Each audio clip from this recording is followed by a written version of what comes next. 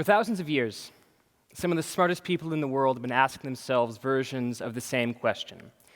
Why do we like what we like? Is there a formula for beauty, for popularity, for human affinity? And the ancient Greeks said, yes, of course there is. It's the golden ratio, 1.62, et cetera, to 1. And then the Enlightenment thinkers said, yes, of course there is. It's Kant's theory of aesthetics. But today, we don't have the golden ratio. We don't have philosophers. We have Google and Facebook. We have advertisers. And in the advertiser formula, the first variable is always novelty. This is a scientific fact. They actually went through, several decades ago, all of the words they could possibly find in all the advertisements that were out there. And the most common word in all of those ads wasn't buy, wasn't now, wasn't risk-free warranty. It was new. We are living in a cult of novelty. Companies want us to like new things, to buy new things, to crave new things. But the truth is that we don't like novelty. In fact, we hate it. According to the mere exposure effect, one of the oldest and most robust theories in the history of psychology, the mere exposure of any stimulus to you over time will bias you toward that stimulus. In English, familiarity good. And indeed, when you think about it, we seek out new songs. But the songs that we most reliably enjoy are those with familiar chord structures and timbres. We seek out new movies. But every year this century, a majority of the top 10 films in America have been sequels, adaptations, or reboots. Familiar, familiar, familiar. In fact, maybe the best proof of the power of familiarity is that thing that is so familiar to you, your own face. It turns out that people prefer the face they see in mirrors to the face they see in photographs. Maybe you have a friend who complains constantly about how he or she looks in Facebook photos, but is often constantly admiring his or herself in the mirror. Well, this is not pure vanity. This is mere exposure effect.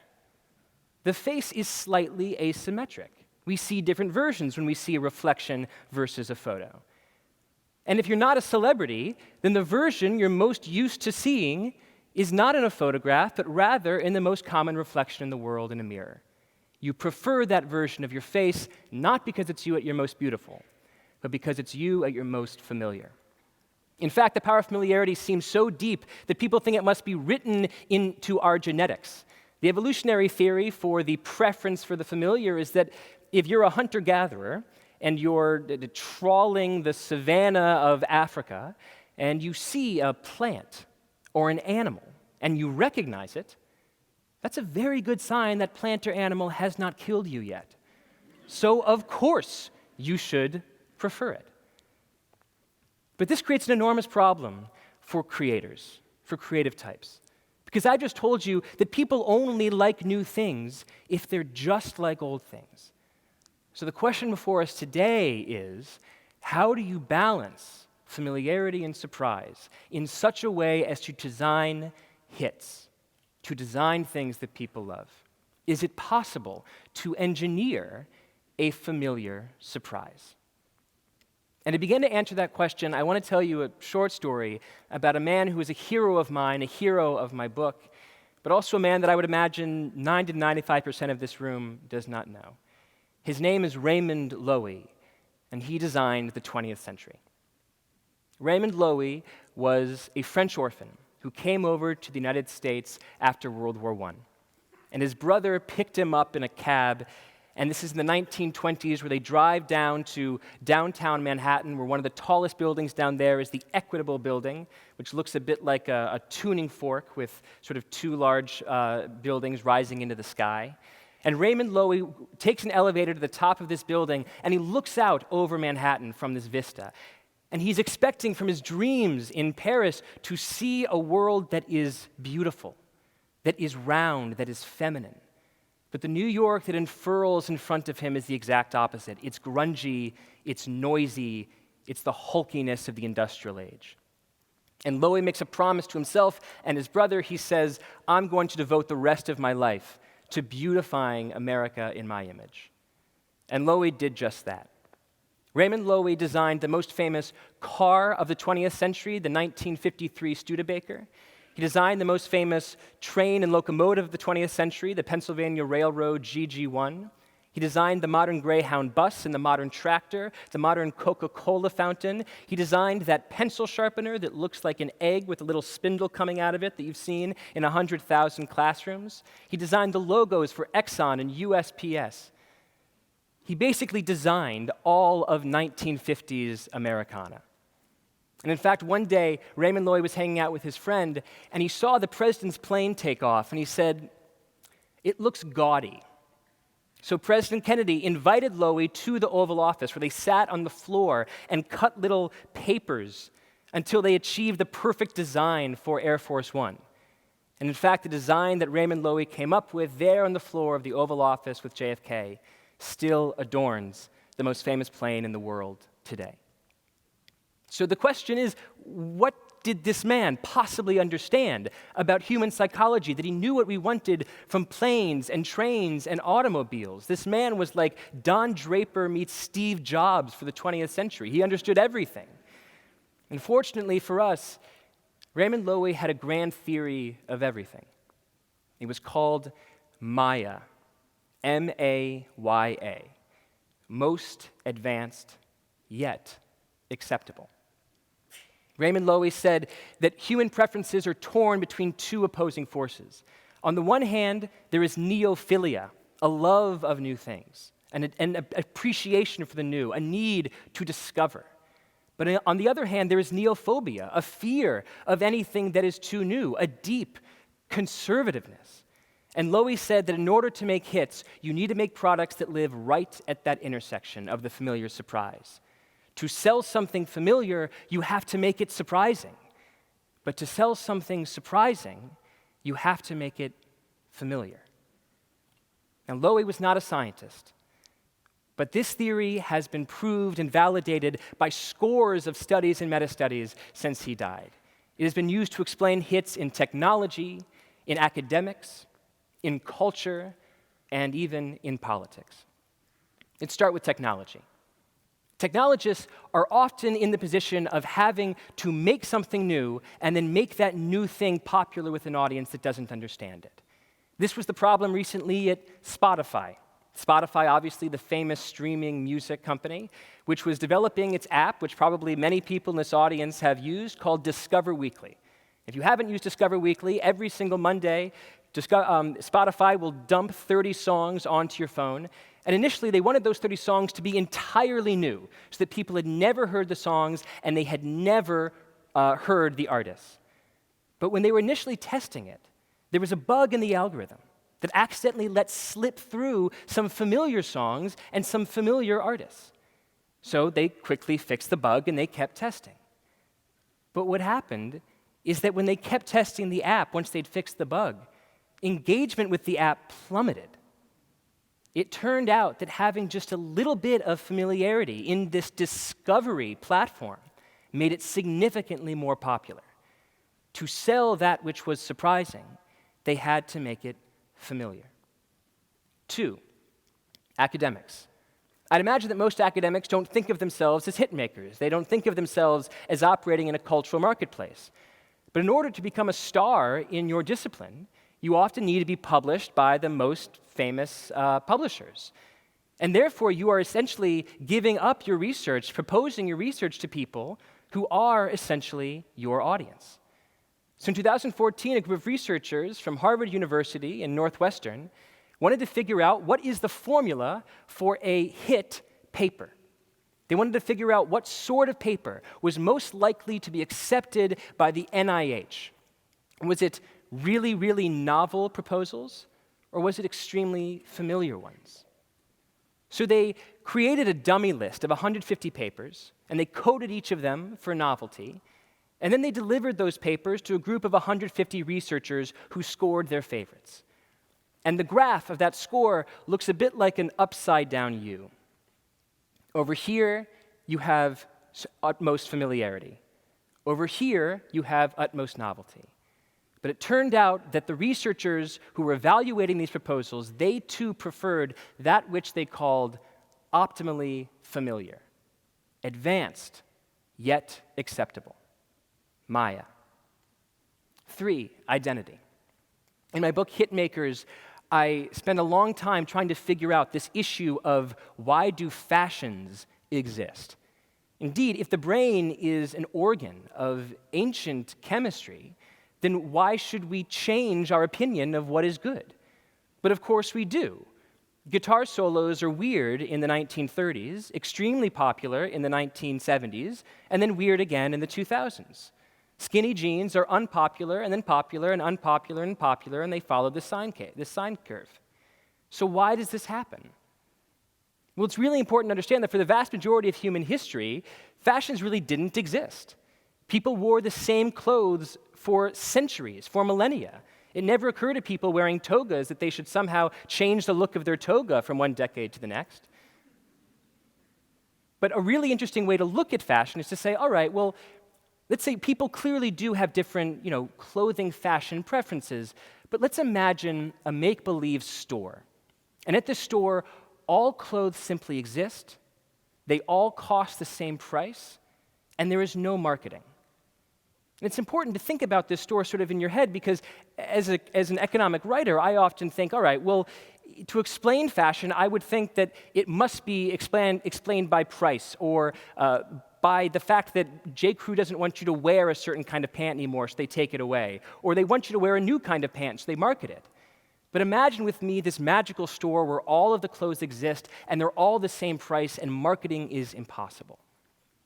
Well, in fact, that store exists here in the real world. It is the marketplace of first names. Think about it. All first names exist. They all cost the same price, and there's no direct marketing. Nike really, really wants you to buy its next shoe, but there's no advertisement in Nike history that has ever said, oh, and after you buy your shoe, would you please name your baby girl after the Greek goddess of victory and speed? It's never happened. So why do first names follow the same hype cycles as clothes? So a sociologist named Stanley Lieberson investigated this, and he came up with a really interesting theory that essentially just went right back to Maya. He found that people tend to prefer names that are familiar surprises. So take a name like Samantha. Samantha in the 1980s was not a particularly popular name. It was about the 30th most popular baby girl name in the country. But just enough young couples decided that that was a perfectly popular name for their baby girl that in 1992, 222,000 couples named their baby girl Samantha, making it the second most popular baby girl name of that year. But then think about what happens 5 years later. All these little Samanthas go into kindergarten together, and the kindergarten is suddenly just run amok with Samantha, Samantha, Samantha, when all of these parents thought they were giving their daughter a unique name. And so since most parents have a preference for names that are familiar but also surprising, the name Samantha naturally, without any organization, rises in popularity and then falls. One of the more interesting proofs for the fact that parents have a specific taste for popularity is that siblings tend to have similarly common or uncommon names. And this is intuitively true. If you meet the siblings, Michael, Emily, and Sarah, it's a little bit strange if they say, and this is our sister, Xanthopy. But if you meet the siblings Xanthopy, Prairie Rose, Esmeralda, it's very strange if they're like, also, here's our brother Chad. Parents have a specific taste for familiarity. But one of the most interesting proofs of this naming theory is looking at the phenomenon of baby girl names for Black Americans. For the vast majority of human history, for American history, blacks and whites had similar names. But starting in about the 1960s, there was a great forking where some names began to sound white and other names sounded black. And one of those markers for a black name is the LA or LE prefix, like for LeBron James or LaDainian Tomlinson. But this was basically unheard of before the 1960s. But Stanley Lieberson found that starting in 1967, 8 distinct black baby girl names peaked in popularity with a la prefix. And they peaked in the following order: Latonia, Latanya, Latasha, Latoya, Latrice, Lakeisha, Lakisha, Latricia. And what's so fascinating about the sequence is just how orderly it is. Every next popular name is a play on what came before it. It takes the familiar and it makes it surprising. Fourth, politics. In this age of hyper-partisanship and polarization, there is an enormous demand to figure out how people can talk to each other, how we can persuade each other. But often when we get into debates, when we get into discussions, and we try to persuade someone of our point of view, we begin with our code of ethics. So if you're a liberal, you'll say you shouldn't like Donald Trump because his policies are cruel to Hispanics. Or if you're a conservative, you might say you shouldn't like Bernie Sanders because he's trying to turn us into Denmark. Now, on its face, these statements are perfectly genuine and sincere, but they fail immediately as articles of persuasion, because if you're a conservative who supports Trump, you probably like those policies that are discriminatory. And if you're the liberal supporting Bernie Sanders, you kind of want to nudge the US toward Denmark. But imagine if instead we invert the process and we begin with the code of ethics of the person that we're talking about. We piggyback off of their familiarities.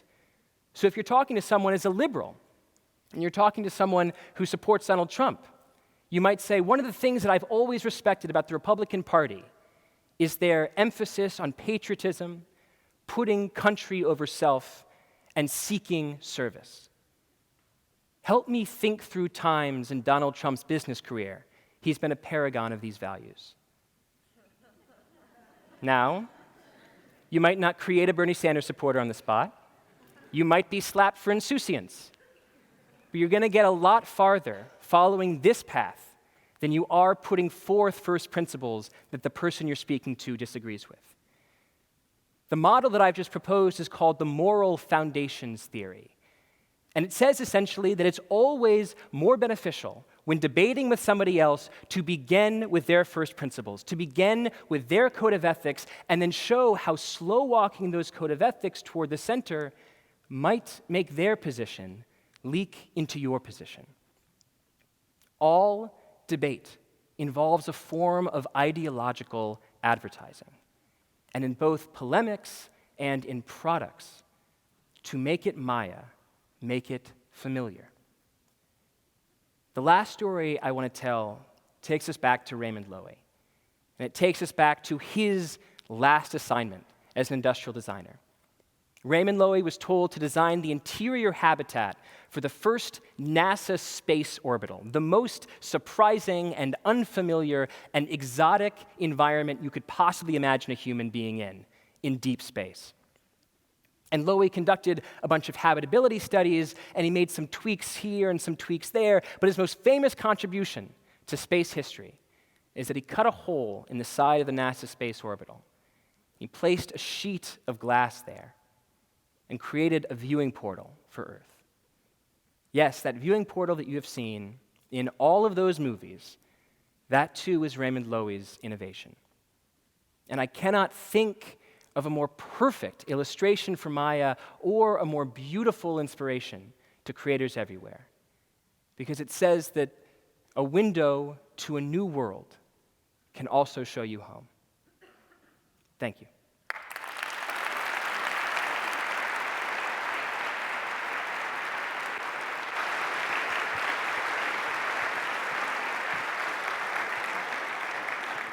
So Maya is just such an interesting concept with so many unique applications.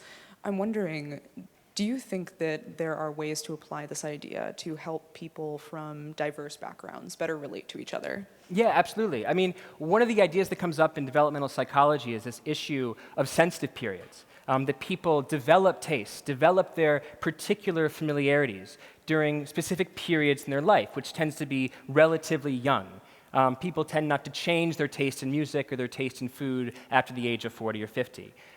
So when thinking about this question of justice, it's important sometimes to not only focus on adults, not only trying to remediate adults, but also realizing that the way to get liberal-minded people, the way to get people who think multiculturally and embrace those of all stripes and colors and creeds is actually to have a kind of cradle-to-grave strategy, where you say we should build neighborhoods.